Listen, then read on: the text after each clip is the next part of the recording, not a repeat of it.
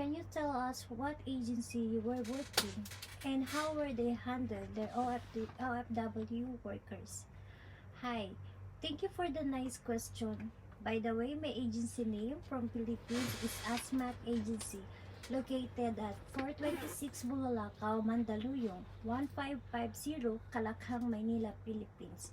And as of now, I'm dispatching at United Arab Emirates in Dubai, working at Emirates National Oil Company, ENOC, as sales assistant for 1 year and 5 months now. History of my company. Over the past 30 years, ENOC has evolved from a local oil and gas player to a global operator across various aspects of the energy sector value chain, now servicing thousands of customers across 60 markets. ENOC is deploying talent and technology to diversity its offering to achieve sustainable development. Emirate National Oil Company Group, ENOC is a leading integrated global oil and gas operating across the energy sector, value chain, and wholly owned company of the government of Dubai. ENOC was initially established in 1993. Since our formation, we have made significant contribution to Dubai continue drive towards to be innovative energy partners, delivering sustainable value and industry leading performance. Our vision to be an innovative energy partner delivering sustainable value industry leading performance. Our missions to deliver world-class, sustainable and integrated energy solution. We do so by striving for excellence in happiness for our employee, customer, and partners. And values, teamwork, working together by sharing ownership, responsibilities, and outcome, integrity, being honest, truthful, reliable, and fair while dealing with the stakeholders. Transparency, being open, straightforward, and consistent, and will do by communicating with clarity, simplicity, and prescription.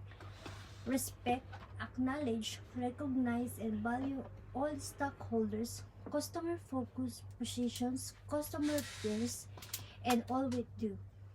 And for the second question, and to be handled being OFW workers. Being an OFW is a matter of love and sacrifice, the feeling and sad and joy. When you are young, you have this way of thinking of work and life abroad. The main reason is the love your family, to give the better life, to sustain the need because of the love. You sacrifice your own happiness and set aside what you want your for yourself. The feeling of sad because you are longing for your family back home. Being alone when you are sick on your birthday and something when someone died in your family, you can't go home because of your job. Also, you are thinking that it's much better to send your pair that buy a flight ticket to go back home. The homesick is the worst feeling in the world. It's white and sadness. There is feeling of joy that you will fulfill and sustain the need of your family back home. Seeing them happy is most accomplishment that you're done phone calls, video chat, and text messages. Seeing photos of the family in Facebook once in a while it's a joy, it's a thing that kind of all sacrifice, loneliness, and sorrow payoffs. And for the another question, what are the challenges encountered by the overseas Filipino workers? There are many challenges that overseas Filipino worker OFW are encountering even up to now. Challenges such as homesickness, abuse from employer, abuse from the co-worker, and abuse from the OFW as well. Homesickness is prevalent especially for first-time OFW and those returning from long vacation in the Philippines. Abuse from employer, such as sexual abuse, treating like slave and serving the leftover expired food to eat, not providing them a bed or bedroom, making them work more than one hold, making them work without rest or sleep, and compensation of where travel documents abuse from co-worker come from co-working taking advantage of the OFW. sexual abuse, giving them too much workload compared to other abuse from OFW, come in the from other OFW, taking advantage of the sexual, borrowing money from them, no intention of paying it back. Another challenge is being in danger in case of war, disaster, and weather-induced calamities. It's difficult to solve most of these, but some have been addressed by technology. Homesickness can be countered by video chatting with their family, especially their my children, which was not possible a few years back. But the rest can only be solved if there were jobs available in the Philippines that pay the same as abroad and or slightly lower. And another question, what is the major impact of an OFW? For me, it's household income. Because OFW remittance, whether it's be a single source income or supplement to existing domestic income from a large portion, and the big monthly income of many Filipinos families. OFW remittance standard also of living are being used mainly to improve their families' standard of living. The higher the remittance, the more impact it has on household consumption. And we have also purchasing power. Purchasing power is the set of goods and service and can be purchased with a unit of currency and with OFW cash. Remittance help increase the purchasing power of recipients, allowed them to maximize domestic consumption. And multiplier effect. Cash remittance set by OFW to their families in the Philippines are being used mainly to buy goods and service, go directly to business, simultaneously increase income in related sector of economy. And also in exchange rate. Higher remittance from our OFW enable the Philippines peso to be in stronger currency and help us more than way decrease the cost important goods, which means that consumer can avail that lower price. Support the country debt payment. It makes the Philippine peso more versus other currency. And we have also balance of payments. Surplus on BOP can only be achieved if a country can earn more dollars than it has spent to same period cash. Remittance from OFW posts at significant helps in sustaining surplus on BOP. And what are the disadvantage of being of, of an OFW? We have brain drains. A lot of talented Filipino prefer working abroad, where the value can be compensated better, even though I still feel that the country retains a lot of its talent, thanks to a massive population for a small country. There comes a point that these talented people find that they are not compensated enough for the effort of the value they put into the work, even in the working the basic companies in the Philippines.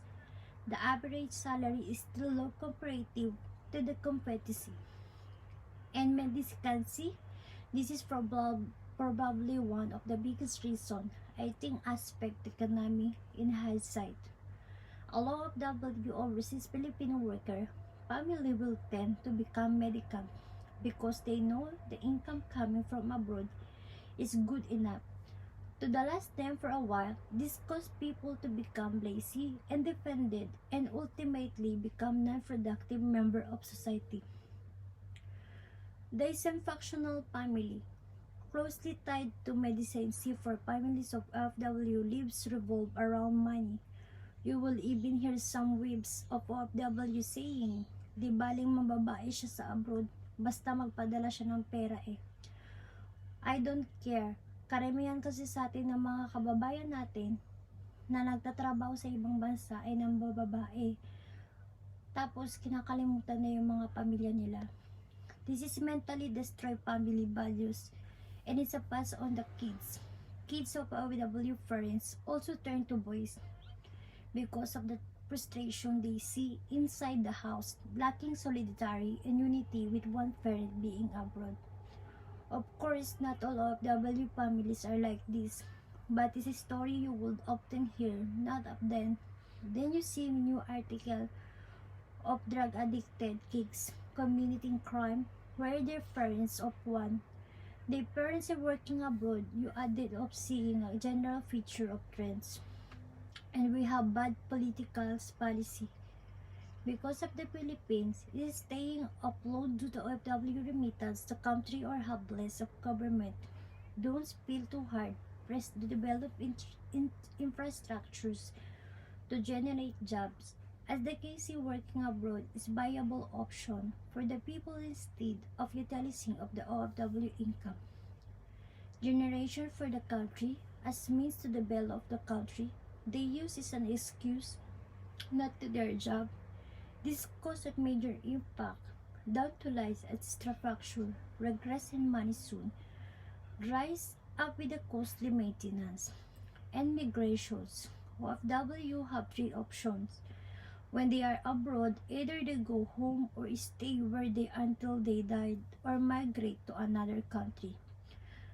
The latter part is worse for the economy since once those OFW permanently migrate to another country, they often stop sending money back home, saying they bring their families with them.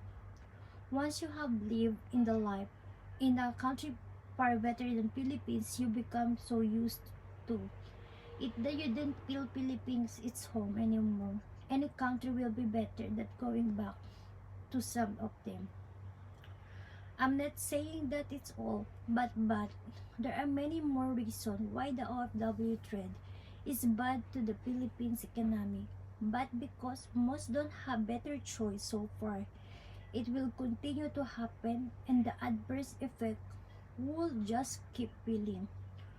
Kung ako lang ang magdidesisyon, hindi ko na talaga kailangan mag-abroad o magtrabaho dito sa ibang bansa.